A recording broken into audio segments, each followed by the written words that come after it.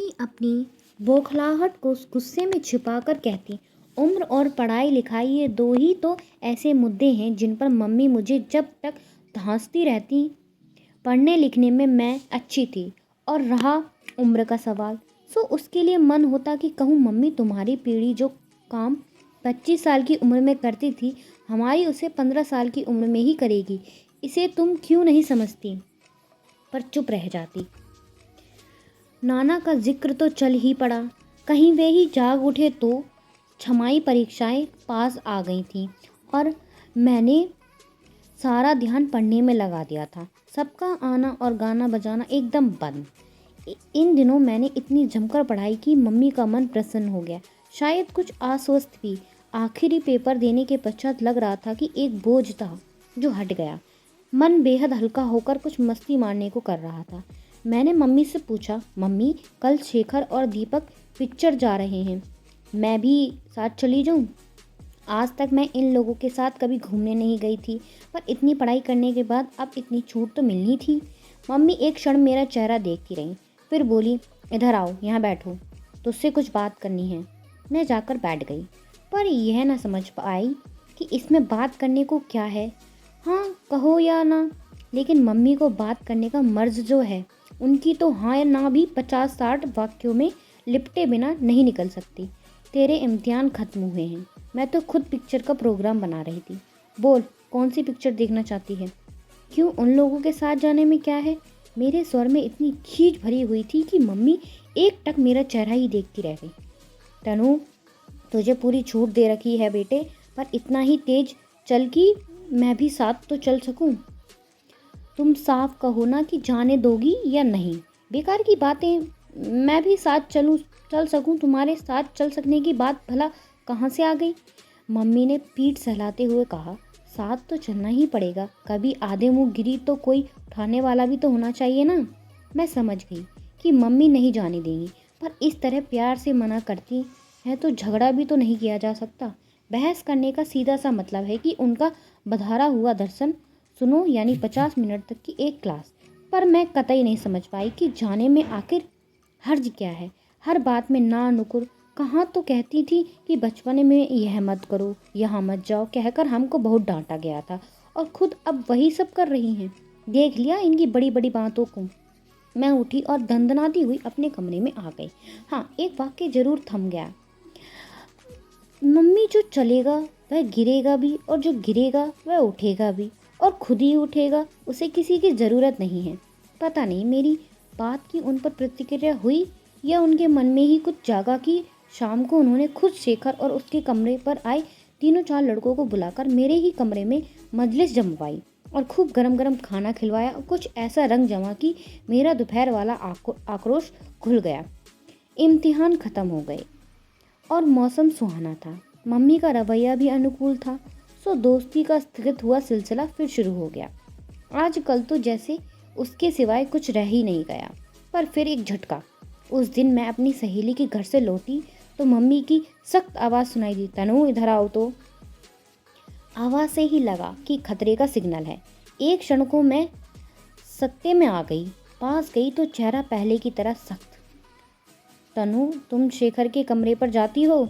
Mummy ने बंदूक दागी। समझ गई कि पीछे गली में से किसी ने अपना कर्तव्य कर दिखाया।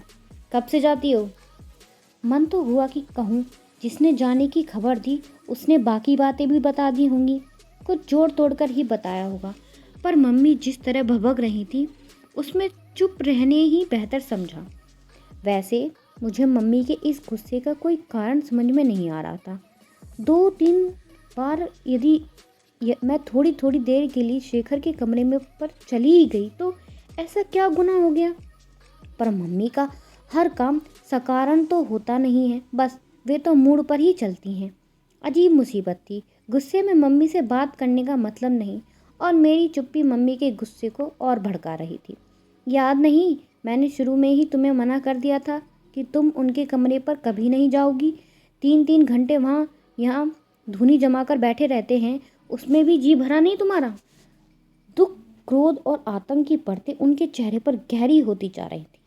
मैं समझ ही नहीं पा रही थी कि कैसे उन्हें सारी स्थिति समझाऊं। वह तो बेचारे सामने वालों ने मुझे बुलाकर आगाह कर दिया था। जानती है, यह सिर आज तक किसी के सामने झुका नहीं, पर वहाँ मुझसे आंख नहीं उठाई गई। मुंह दिखाने लायक मत रखना हमको। सारी गली में थू थू हो रही है, नाक कटा कर रख दी। गजब, इस बार तो सारा मोहल्ला ही बोलने लगा मम्मी के भीतर से। आश्चर्य है कि जो मम्मी आज तक अपने आसपास से बिल्कुल कटी हुई थी, जिसका मजाक ही उड़ाया करती थी, आज कैसे उसके सुर में सुर मिलाकर बोल रही हैं। मम्मी का भाषण बस सूरज चालू, पर मैंने तो अपने कान के स्विच ही ऑफ कर दिए थे। जब गुस्सा ठंडा होगा, मम्मी अपने में लौट आएंगी, तब समझा दूंगी। मम्मी, इस छोटी सी बात को तुम नाहक इतना तूल दे रही हो, पर जाने कैसी डोज लेकर आई हैं इस बार कि उनका गुस्सा ठंडा ही नहीं हो रहा है। हुआ यह है कि अब उनके गुस्से में से मुझे गुस्सा चढ़ने लगा। फिर घर में एक अजीब सा तनाव बढ़ गया। इस बार मम्मी ने शायद पापा को भी सब कुछ बता दिया। कहा तो उन्होंने कुछ नहीं कहा। वे शुरू से ही इस सारे मामले को आउट ही रहे, पर इस बार उनके चेहरे पर भी एक अनकहा सा तनाव दिखाई दे रहा था। कोई 2 महीने पहले जब इस तरह की घटना हुई थी तो मैं भीतर तक सहम गई थी, पर इस बार मैंने तय कर लिया था कि इस सारे मामले में मम्मी को यदि नाना बनकर ही व्यवहार करना है तो मुझे भी फिर मम्मी की तरह ही मोर्चा लेना होगा उनसे, और मैं ज़रूर लूँगी। दिखा तो दूंगी कि मैं तुम्हारी ही बेटी हूँ और तुम्हारी ही नक्शे कदम पर चलूँ। खुद तो लीक से हटकर चली थी, सारी ज़िंदगी इस बात की घुट्टी पिलाती रही, पर मैंने जैसे ही अपना पहला कदम रखा, घसीट कर मुझे अपनी ओर खींच लिया। मैंने मन में ढेर ढेर तर्क सोच डाले कि एक दिन बाकायदा मम्मी से बहस करूंगी। साफ साफ कहूंगी कि मम्मी, इतने ही बंधन लगाकर रखना था तो शुरू से ही वैसी पालती, क्यों झूठ मूठ आज़ादी देने की बातें करती सिखाती रहीं। पर इस बार मेरा भी मन सुलग कर इस तरह राख हो गया कि मैं गुमसुम सी अपने ही कमरे में पड़ी रहती।